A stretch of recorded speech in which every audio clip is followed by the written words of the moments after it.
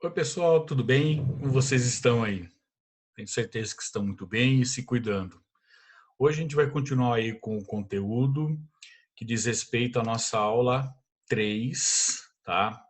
Aula 3, o início da Idade Moderna, a transição do fim do feudalismo para a Idade Moderna. Então, nós vamos ver os seguintes tópicos na aula 3: renascimento cultural, reforma religiosa, contra-reforma e absolutismo monárquico. Começando aqui pelo renascimento cultural, eu gosto muito, né, de algumas modinhas. Eu gosto de não fuja a certas modas, como esses mapas mentais aí para facilitar os estudos, para visualizar o que a gente está abordando. Começando aqui pelo renascimento cultural, nós temos aqui alguns valores desse renascimento cultural que são exaltados e destacados aqui, que diz respeito o quê? Ao naturalismo, ao antropocentrismo, ao racionalismo, ao experimentalismo, desculpa, e humanismo. Então, quais características principais do renascimento cultural? Eu citaria para vocês, destacaria o humanismo e o antropocentrismo. São pontos centrais e pontos que praticamente elucidam, esclarecem todo o renascimento cultural. Então, ó, esse renascimento tem esse nome, alguns autores não gostam, dizem que então quer dizer que na Idade Média não houve cultura, que a cultura realmente ficou 1000 anos durante a Idade Média adormecida, sumiu? Não. Então, alguns autores, né, contestam esse nome, parecendo que não houve cultura durante 1000 anos. Mas a gente trata como renascimento cultural, e aqui é o resgate, o retorno da antiguidade clássica, Grécia e Roma. Então, inspiração na Grécia e na Roma Antiga, no antropocentrismo, no humanismo e no racionalismo aí para contestar os valores da Idade Média aí. Nós temos o início desse renascimento na Itália, vamos chamar futuramente de Itália, com alguns artistas aqui, o Leonardo da Vinci, Rafael, Sanzio, Michelangelo, tá?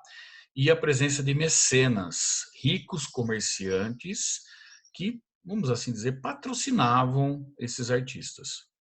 O renascimento cultural também atingiu outras regiões da Europa, como a Espanha, como Portugal. Na Espanha, Miguel de Cervantes, em Portugal, com o nosso amado e querido Camões. Tá? Então, o renascimento cultural: naturalismo, antropocentrismo, racionalismo, experimentalismo, humanismo, surgido na Itália, com o apoio dos mecenas, ricos comerciantes e o desenvolvimento urbano. Aí nós temos aqui alguns valores que eu gosto de ressaltar. Eu gosto muito dessa frase de William Shakespeare, em que ele diz o que aqui? Que obra-prima é o homem, que obra-prima é o ser humano. Então isso aqui resume e muito o período, que eles vão exaltar quem? Olha só a inspiração para as obras. Olha só, aqui o homem vitruviano, de Leonardo da Vinci, e aqui Davi e Michelangelo. Então o ser humano como fonte de destaque, como uma perfeição a ser exaltada na sociedade moderna, vamos assim dizer agora. Aí nós temos também mudanças no campo religioso, mudanças na Europa religiosa. Quem mandava mais do que tudo e todos nesse período? A Igreja Católica. A Igreja Católica era a principal instituição na Idade Média, caminhando para a Idade Moderna. Só que isso começa a mudar, porque diversos grupos, diversas pessoas começaram a o quê? A contestar esse poder. Começaram a discordar disso tudo aqui. Então a Igreja Católica mandava, só que ela começa a receber pesadas críticas. Por quê? Por causa da postura de diversos membros da igreja. Luxo, corrupção, venda de cargos dentro da igreja e principalmente a prática das indulgências. Ah, o que que é isso? Eu sou um pecador, lógico, e eu tenho que rezar para me livrar dos pecados, segundo a Igreja Católica, e pagar para me livrar de vez desses pecados. Então eu recebi um indulto, um perdão após o pagamento pelos meus pecados. Então, várias pessoas vão começar a criticar a igreja e eu vou destacar três: Lutero, Calvino e Henrique VIII. Então, Lutero, a pessoa vai ser salva, vai se livrar dos seus pecados, não por pagar, mas pela sua fé. Lutero diz que a pessoa vai ser salva por sua fé. Então, Lutero, fé e Bíblia. Se você quer ser salvo, você pode ter a sua interpretação, a sua leitura da Bíblia, tendo fé. Calvino segue esses preceitos, concorda com Lutero e diz que a pessoa está predestinada. Cada um nasceu para aquilo que Deus determinou, tá? E Henrique VIII queria romper os laços com a Igreja Católica para anular o seu casamento e ele criou o quê? Uma nova igreja, a Igreja Anglicana. Chique, eu vou casar de novo, então eu faço o quê? Crio uma nova igreja.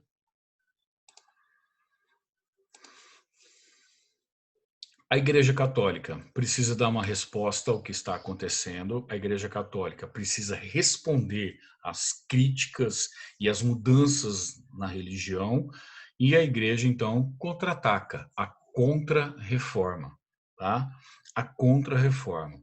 Quando a Igreja Católica convocou uma reunião da alta cúpula da Igreja, o Concílio de Trento, onde eles decidiram o seguinte: fim das indulgências, o celibato clerical continua, ou seja, padre não casa na Igreja Católica e quem manda na Igreja Católica continua sendo o Papa. Nós também vamos elaborar e fortalecer uma lista de livros proibidos, o Index. Leu esses livros, vai parar, por exemplo, na Inquisição. Leu esses livros proibidos, vai para a Inquisição. Não tem jeito.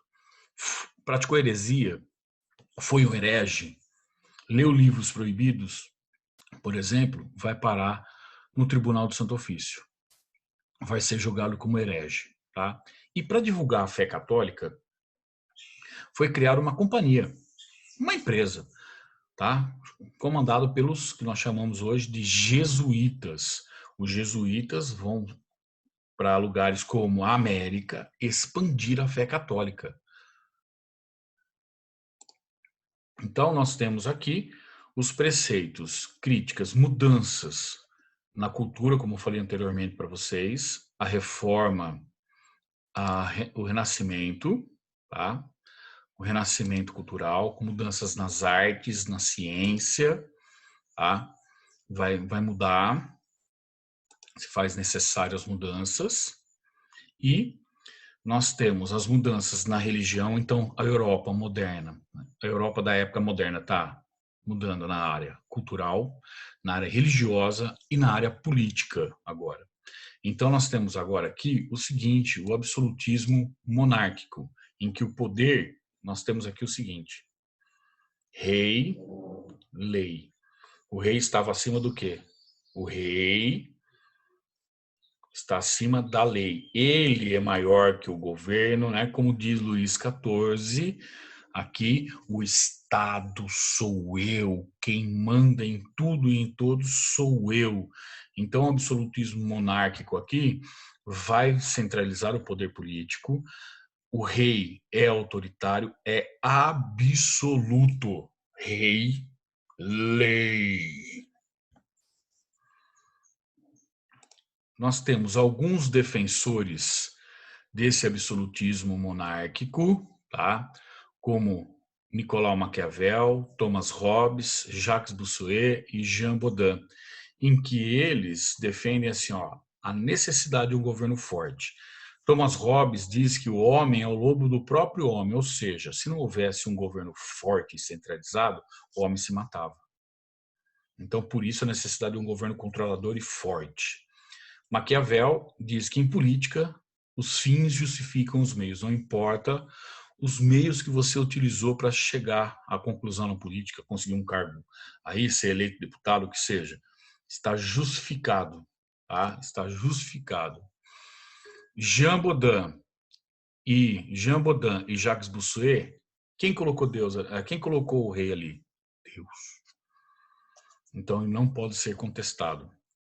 Então aqui nós temos o absolutismo, então mudanças na Europa moderna, na cultura, com o Renascimento, mudanças na Europa, na religião, com os movimentos de críticas à Igreja Católica e mudanças na estrutura política europeia também. Então, tudo isso é a transição aí ao fim do feudalismo e início da Idade Moderna. Tá? Então, eu espero que tenha ajudado de alguma forma, tenham feito, ajudado aí. Qualquer dúvida, estou à disposição. Um grande abraço e até mais.